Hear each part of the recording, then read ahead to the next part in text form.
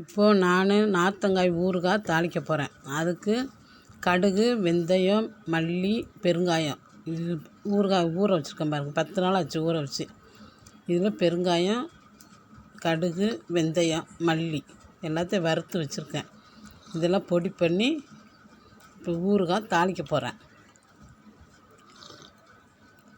தாளிக்கிறதுக்கு சட்டி வச்சு நல்லெண்ணெய் ஊற்றிருக்கேன். நல்லெண்ணெய் வந்து ஒரு 50 எண்ணெய் ஊற்றிக்கோங்க. நான் சும்மா ஒரு 4 காய் வாங்கி போட்டேன். நிறையவும் போடுவேன். இப்போ எனக்கு கொஞ்சம் உடம்பு சரியில்லாதனால கம்மியாக போடுதேன். ஒரு 4 காய் போட்டிருக்கேன். இந்த கடுகு போட்டு தாளிச்சிட்டு இந்த காயை போட்டு எண்ணெயை போட்டு வதக்குங்க. நல்லா வதக்கிட்டு நல்லா கிண்டி விடுங்க. இப்படி வதக்கிட்டிங்கன்னா கெட்டு போகாமல் இருக்கும். அதுக்கு தான் இப்படி கொதிக்குதா, மிளகாய் பொடி போடுங்க.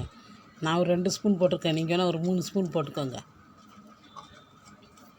போட்டு கொஞ்சோண்டு மஞ்சத்தூள் போட்டுக்கோங்க. நான் மஞ்சத்தூள் போடலை, நீங்கள் போடணுன்னா போட்டுக்கோங்க. போட்டு இந்த நுணுக்கினதை போட்டுருங்க. போட்டு அதே நல்லா கிண்டுங்க. நல்லா கிண்டி விட்டுருங்க.